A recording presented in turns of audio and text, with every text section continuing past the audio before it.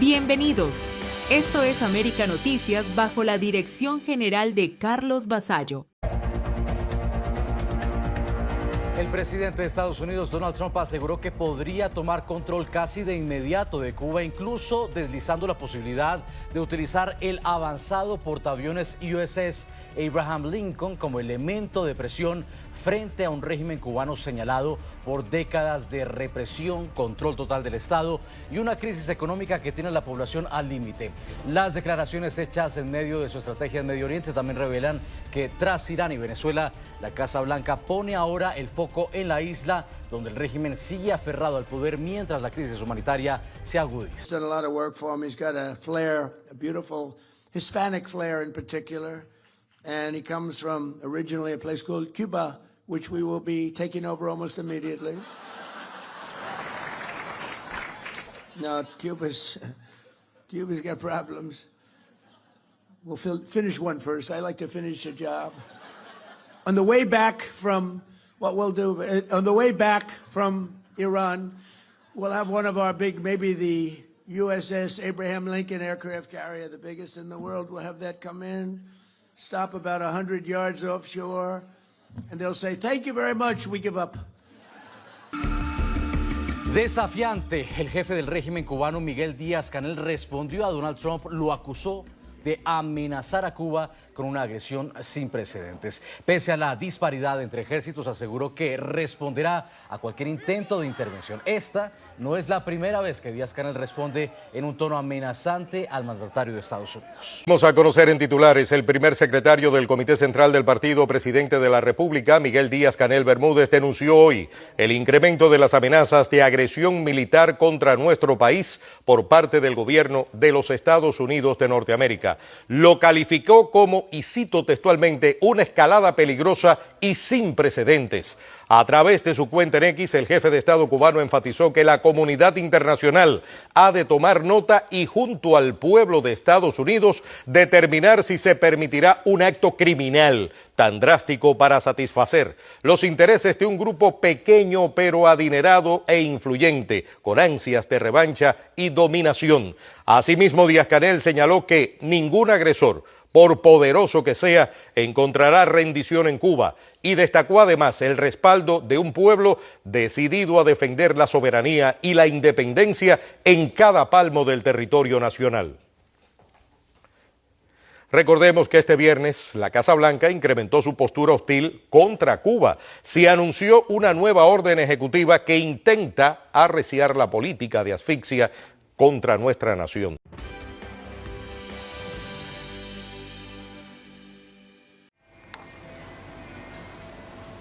La aerolínea estadounidense de bajo costo Spirit Airlines, que atendía numerosos destinos en América Latina, anunció el sábado que canceló todos sus vuelos e inició el cierre ordenado de sus operaciones, luego del fracaso de un rescate financiero por parte de la Casa Blanca. El presidente estadounidense Donald Trump había expresado interés en ofrecer una ayuda económica para salvar miles de empleos en la empresa, que se había declarado en bancarrota 2 veces en 2025. El viernes, Trump explicó que habían enviado una propuesta final de rescate a la aerolínea, que en 2024 empleaba a unas 11,000 personas. En un comunicado, la matriz Spirit Aviation Holdings avisó que todos los vuelos fueron cancelados y los pasajeros no deberían acudir al aeropuerto y le tramitará los reembolsos de los vuelos ya adquiridos. La aerolínea conectaba a Estados Unidos, especialmente el estado de Florida, con más de 20 destinos en Latinoamérica y el Caribe, entre ellos México, Colombia, Costa Rica, Honduras, Perú, Puerto Rico y República Dominicana. Spirit empezó a ofrecer vuelos en 1992. Se erigió por su bajo costo como un duro competidor de las aerolíneas consagradas. La empresa afirmó que el aumento de precios del carburante desde el estallido de la guerra en Oriente Medio dejó a la compañía sin otra alternativa que llevar a cabo un cierre gradual de la empresa. American Airlines, United Airlines, Southwest y 2 aerolíneas que habían participado en una puja por adquirir Spirit en 2022, Frontier Airlines y JetBlue Airways, anunciaron rápidamente tarifas preferenciales, asistencia puntual y un programa de vuelos mejorado en las rutas compartidas con su competidora. La Asociación de Auxiliares de Vuelo, un sindicato que representa a unos 5,000 empleados de Spirit, dijo que estaba en contacto con otras aerolíneas para apoyar al personal.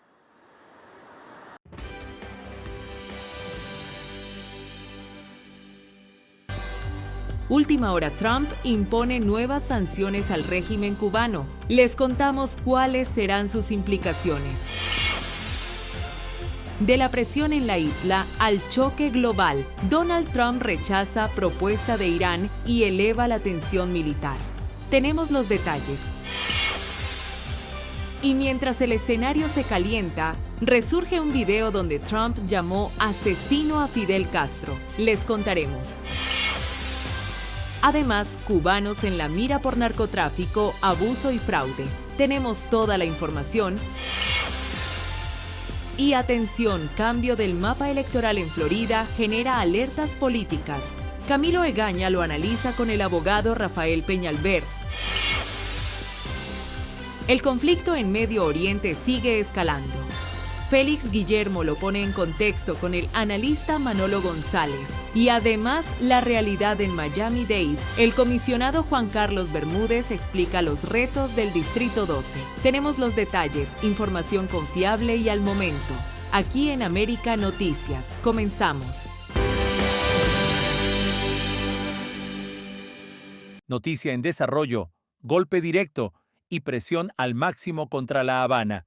El presidente Donald Trump firmó una nueva orden ejecutiva que amplía el alcance de las sanciones contra la dictadura cubana, en lo que ya se perfila como una de las medidas más duras de su actual estrategia. La orden no solo apunta a funcionarios del régimen, también incluye a cualquier persona, empresa o aliado que apoye su aparato de seguridad o esté vinculado a corrupción y violaciones de derechos humanos. Pero hay un punto clave que eleva la tensión.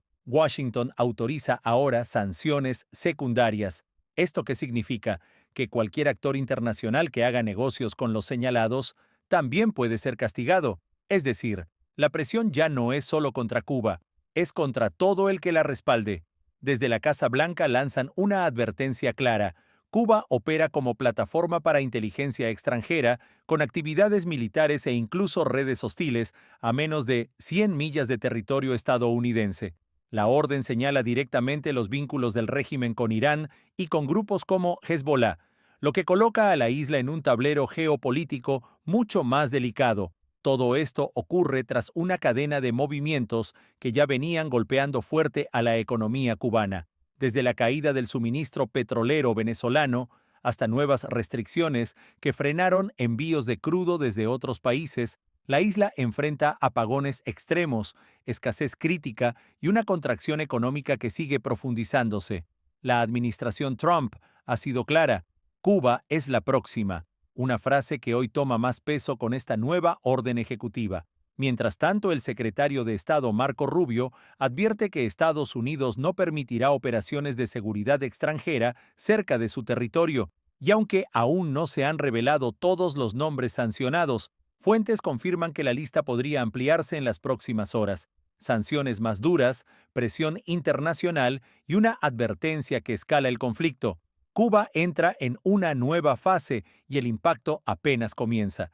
Les mantendremos informados. Soy Camilo Lavastilla para América Noticias.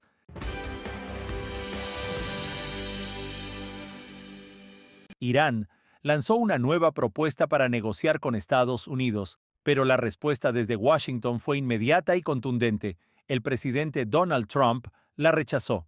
Quieren hacer un trato, pero no estoy satisfecho.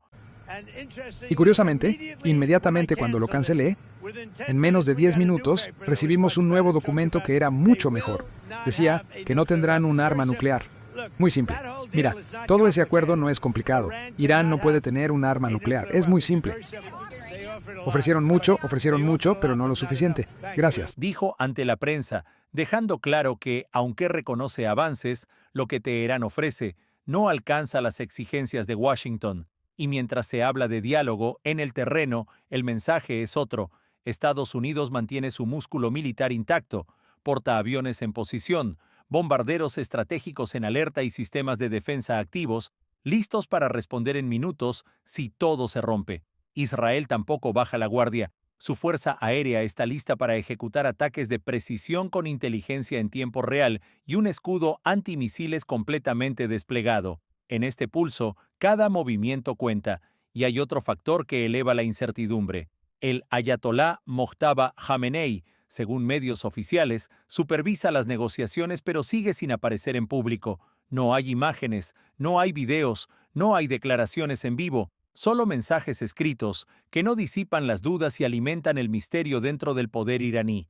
Mientras tanto, el Golfo Pérsico sigue en máxima tensión. Reposicionamiento de fuerzas, ejercicios militares y vigilancia constante dibujan un escenario donde cualquier error puede detonar una respuesta inmediata. Del lado israelí, el primer ministro Benjamin Netanyahu sigue cada paso en contacto directo con sus mandos, afinando decisiones en tiempo real.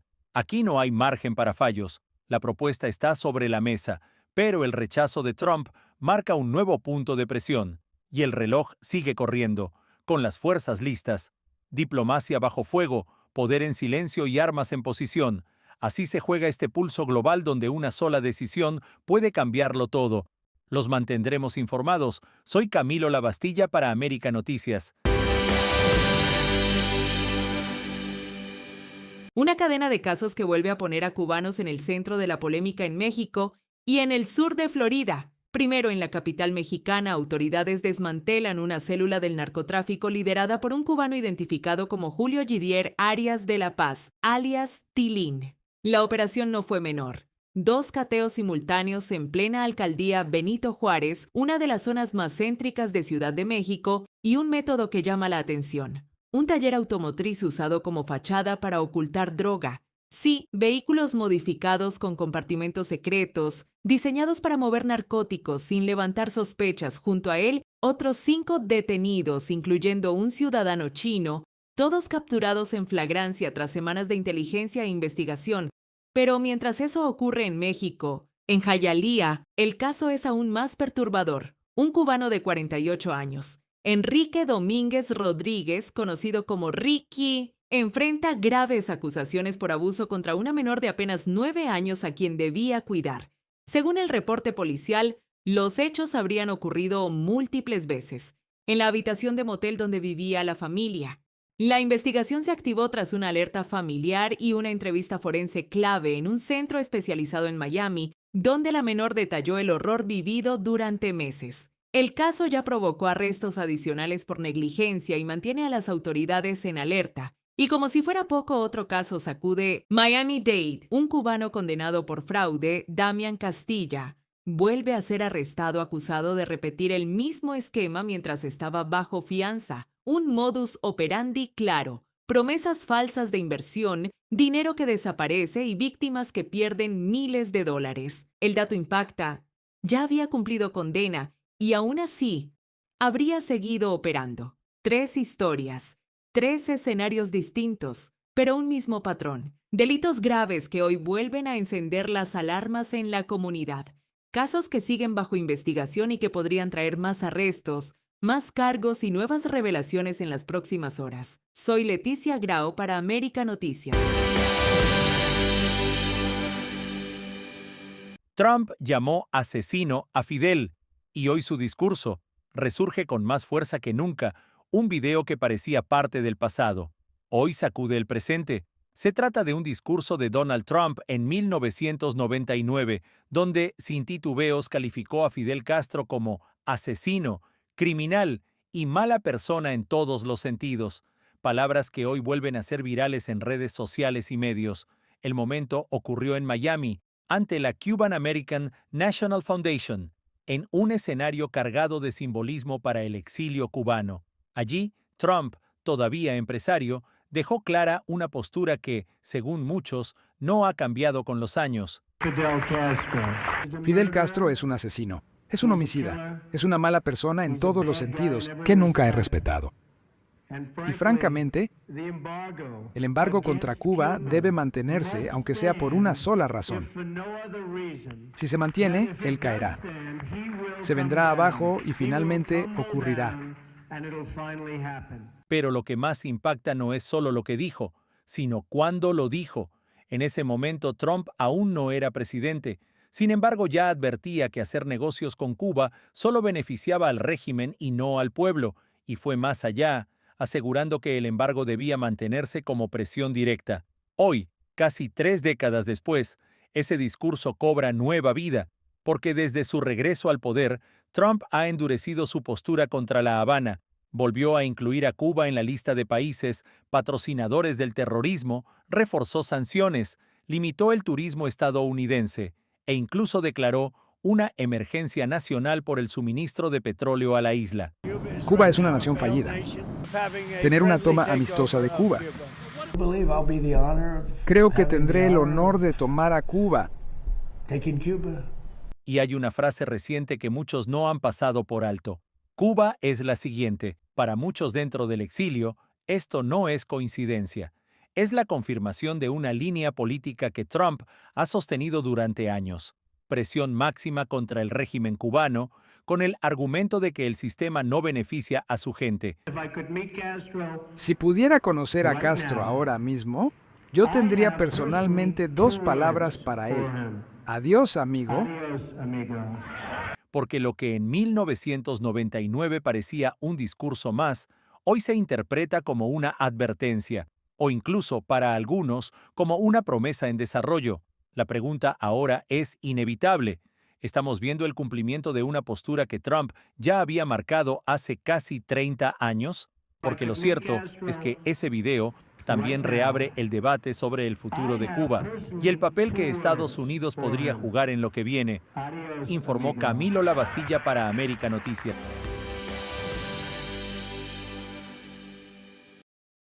Cubanos enviados a la guerra de Putin, engañados, explotados y condena casi segura, una promesa de escape, un salario que parece imposible y un destino que termina en el frente de guerra.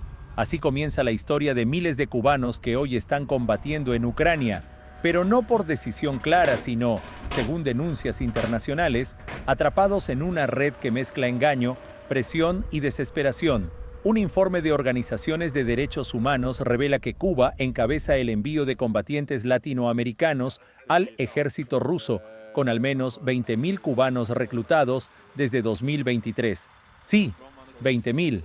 Una cifra que sacude y que coloca a los isleños como uno de los contingentes extranjeros más grandes en esa guerra. Mándame la foto del pasaporte, se la mandé y me mandó un audio como al minuto. Me mandó un audio y me dijo, en estos días te avisamos para cuándo es tu pasaje. La trampa, ofertas falsas en redes sociales, trabajos fáciles en Rusia, salarios de hasta 2.000 euros mensuales. Una fortuna para quien en la isla sobrevive con apenas 15 o 30 euros al mes. Pero la realidad es otra. Al llegar muchos firman contratos militares en ruso sin entenderlos y terminan en el campo de batalla. El dato es brutal. La esperanza de vida tras el despliegue ronda apenas los 150 días. Y ya se han confirmado decenas de cubanos muertos, una cifra que sigue creciendo en silencio. Testimonios de prisioneros lo dejan claro. El objetivo era escapar de Cuba, buscar una oportunidad, pero el resultado ha sido caer en una guerra que no es suya. Mientras tanto, el régimen cubano niega cualquier responsabilidad, aunque informes internacionales apuntan a posible complicidad o al menos permisividad. Y desde Washington ya se habla de facilitación estatal.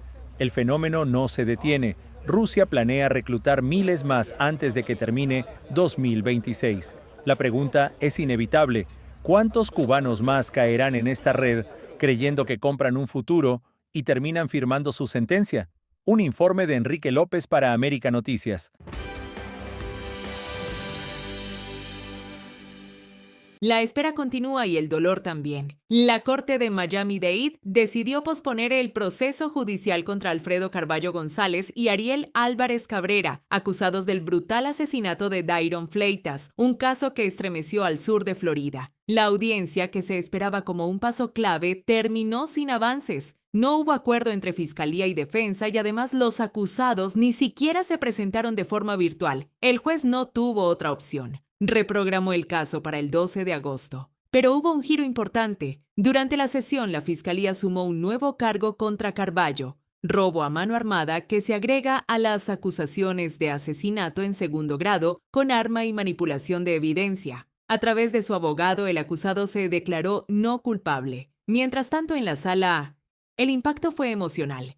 Familiares de la víctima llegaron con la esperanza de ver cara a cara a los responsables, pero se fueron con más frustración. La madre de Fleitas lo dijo sin rodeos. Su familia está apagada, marcada por una pérdida que aún no encuentra justicia. Su hermano, aunque mantiene la fe en el sistema, reconoce que el proceso será largo y doloroso. Y es que los detalles del crimen siguen estremeciendo. Todo ocurrió el 3 de agosto de 2025 en Medley. Fleitas fue a cobrar una deuda de $10,000, pero nunca regresó.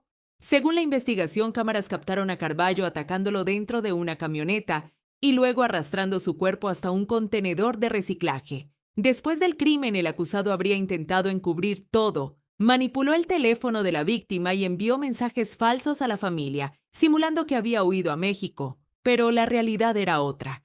Quienes escaparon fueron Carballo, su pareja y su bebé. Meses después fueron arrestados en México y extraditados a Estados Unidos. Hoy ambos permanecen detenidos sin derecho a fianza. Ahora, con el caso unificado y nuevas acusaciones sobre la mesa, la justicia sigue en espera. Y la gran pregunta queda abierta. ¿Cuánto más tendrá que esperar esta familia para obtener respuestas y cierre? Informó Leticia Grao para América Noticias. Golpe político desde Europa.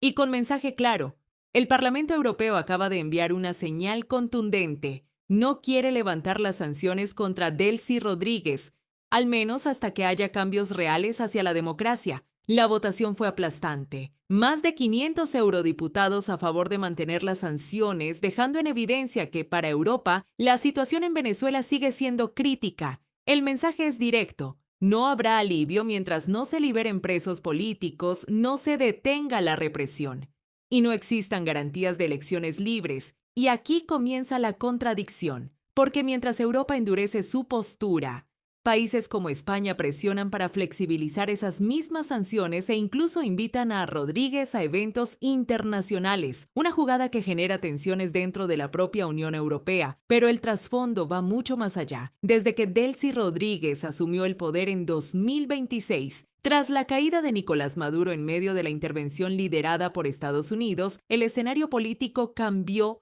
pero no necesariamente para la gente. Sí hay apertura económica. Sí, hay acuerdos, pero críticos señalan que los beneficios no están llegando al pueblo, sino concentrándose en decisiones políticas y estratégicas. Y hay otro punto clave, el respaldo internacional. Rodríguez ha contado con el impulso de Donald Trump, quien ha promovido el restablecimiento de relaciones, la flexibilización de sanciones y la apertura económica en sectores como el petróleo. Sin embargo, esa alianza también levanta cuestionamientos, porque mientras se negocia, mientras se abren mercados, las denuncias sobre derechos humanos, presos políticos y falta de garantías siguen sobre la mesa. De hecho, el propio Parlamento Europeo advierte que todavía hay cientos de detenidos por razones políticas y en condiciones que no cumplen estándares democráticos. Y eso pone en duda todo el discurso de normalización. Así que el escenario es claro y tenso. Europa exige cambios reales. Estados Unidos impulsa apertura y en el medio, un país que sigue sin resolver sus problemas de fondo. La pregunta es inevitable. ¿Se está construyendo una transición verdadera o simplemente se está reacomodando el poder sin beneficiar realmente a la gente? Porque hoy el mensaje desde Europa es contundente. Sin democracia, no habrá concesiones. Soy Leticia Grao para América Noticias. Para que estés mejor informado, te dejamos con nuestras noticias en un minuto. En Florida crece la alarma por detenciones diarias de cubanos entre Miami y Los Cayos, según advierte un abogado migratorio citado por la nota.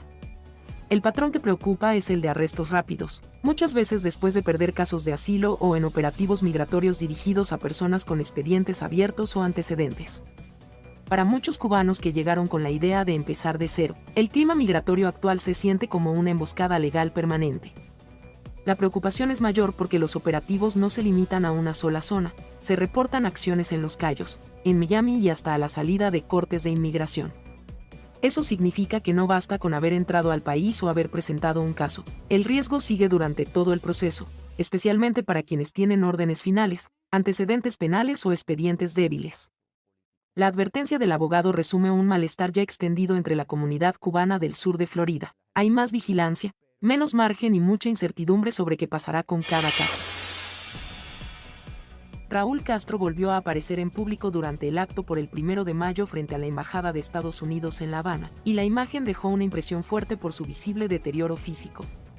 La reaparición fue presentada por el aparato oficial como una señal de continuidad política, pero en la práctica también confirma algo que Cuba ya no puede esconder: la vejez del liderazgo histórico y la falta de un relevo con peso real.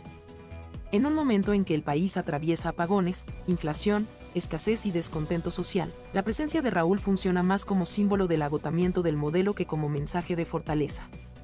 Lo llamativo es que el acto del 1 de mayo vuelve a colocarlo en una escena diseñada para proyectar unidad y respaldo, justo cuando la calle vive otra realidad. Ese contraste entre la liturgia política y la crisis cotidiana se ha vuelto una constante en Cuba: desfiles, discursos y fotos oficiales para una población que sigue lidiando con colapso energético, salarios que no alcanzan y emigración masiva.